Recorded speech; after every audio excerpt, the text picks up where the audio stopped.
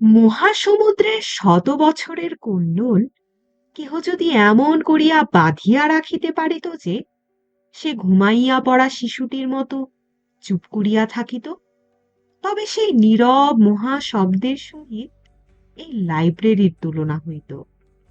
এখানে ভাষা চুপ করিয়া আছে, প্রবাহ স্থির হইয়া আছে, মানব আত্মার অমর আলো কালো অক্ষরের শৃঙ্খলে কাগজের কারাগারে বাধা পড়িয়া আছে। ইহারা সহসা যদি বিদ্রোহী হইয়া ওঠে, নিস্তব্ধতা ভাঙিয়া ফেলে, অক্ষরের বেড়া দগ্ধ করিয়া একবারে বাহির হইয়া আসে, হিমালয়ের মাথার উপরে কঠিন বরফের মধ্যে যেমন কত কত বন্যা বাধা আছে, তেমনি এই লাইব্রেরির মধ্যে মানব হৃদয়ের বন্যাকে বাঁধিয়া রাখিয়াছে। বিদ্যুৎকে মানুষ লোহার তার দিয়া বাঁধিয়াছে, কিন্তু কে জানিত মানুষ শব্দকে নিঃশব্দের মধ্যে বাঁধিতে পারিবে? কে জানিত সঙ্গীতকে, হৃদয়ের আশাকে, জাগ্রত আত্মার আনন্দ ধ্বনিকে, আকাশের দৈব বাণীকে এসে কাগজে মুড়িয়া রাখিবে? কে জানিত মানুষ অতীতকে বর্তমানে বন্দি করিবে? অতল স্পর্শ কালো সমুদ্রের ওপর কেবল একখানি বই দিয়া সাঁকো বাঁধিয়া দিবে? লাইব্রেরির মধ্যে আমরা সহস্র পথের চৌমাথার উপরে দাঁড়াইয়া আছি। কোন পথ অনন্ত সমুদ্রে গিয়াছে, কোন পথ অনন্ত শিখরে উঠিয়াছে, কোন পথ মানব হৃদয়ের অতল স্পর্শে নামিয়াছে। যে যে দিকে ধাবমান হও, কোথাও বাধা পাইবে না। মানুষ আপনার পরিত্রাণকে এতটুকু জায়গার মধ্যে বাঁধিয়া রাখিয়াছে। শঙ্খের মধ্যে যেমন সমুদ্রের শব্দ শোনা যায়, তেমনি এই লাইব্রেরির মধ্যে কি হৃদয়ের উত্থান পতনের শব্দ শুনিতেছ? এখানে জীবিত ও মৃত ব্যক্তির হৃদয় পাশাপাশি এক পাড়ায় বাস করিতেছে। বাদ ও প্রতিবাদ এখানে দুই ভাইয়ের মতো এক সঙ্গে থাকে। সংশয় ও বিশ্বাস, সন্ধান ও আবিষ্কার এখানে দেহে দেহে লগ্ন হইয়া বাস করে। এখানে দীর্ঘ প্রাণ, স্বল্প প্রাণ, পরম ধৈর্য ও শান্তির সহিত জীবনযাত্রা নির্বাহ করিতেছে। কেহ কাহাকে উপেক্ষা করিতেছে না।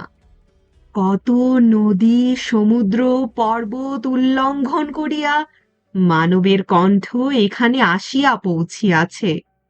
কত শত বছরের প্রান্ত হইতে এই স্বর আসিতেছে, এসো, এখানে এসো। এখানে আলোকের জন্ম সঙ্গীত গান হইতেছে।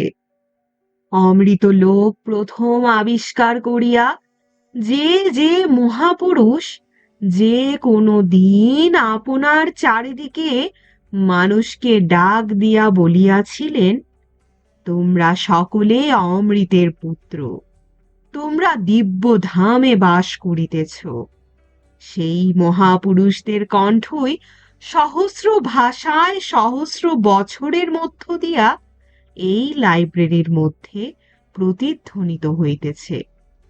এই বঙ্গের প্রান্ত হইতে আমাদের কি কিছু বলিবার নাই?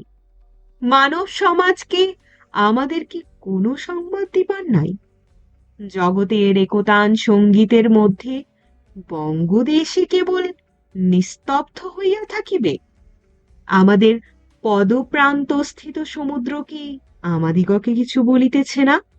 আমাদের গঙ্গা কি হিমালয়ের শিখর হইতে কৈলাসের কোনো গান বহন করিয়া আনিতেছে না? আমাদের মাথার উপরে কি তবে অনন্ত নীলাকাশ নাই?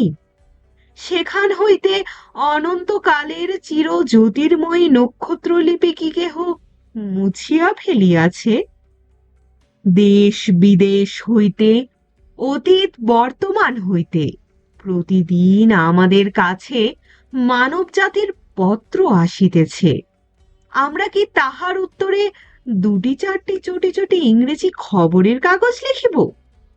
সকল দেশ অসীম কালের পটে নিজ নিজ নাম খুঁদিতেছে।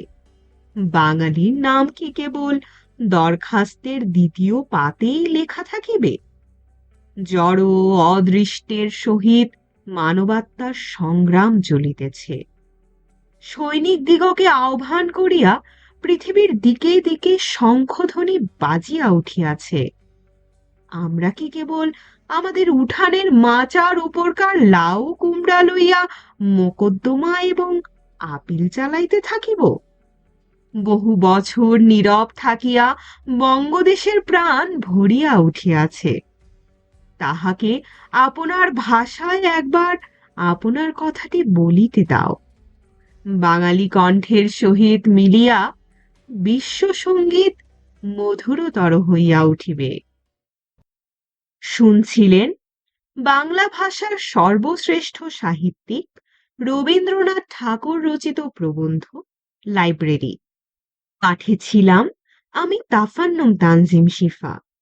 প্রবন্ধ ও এর পাঠ সম্পর্কিত যে কোনো মতামত এবং পছন্দের কোনো গল্প কবিতা উপন্যাস নাটক আমার কণ্ঠে শুনতে আগ্রহী হলে কমেন্ট করে জানান। প্রবন্ধটি ভালো লাগলে বন্ধুদের সাথে শেয়ার করুন, কারণ ভিউ লাইক সাবস্ক্রাইব আমাদের পরবর্তী কন্টেন্ট তৈরিতে অনুপ্রেরণা যোগায়। আমাদের আজকের আয়োজন এখানেই শেষ। সবাই সুস্থ থাকুন, শুনতে থাকুন গল্পযোগ।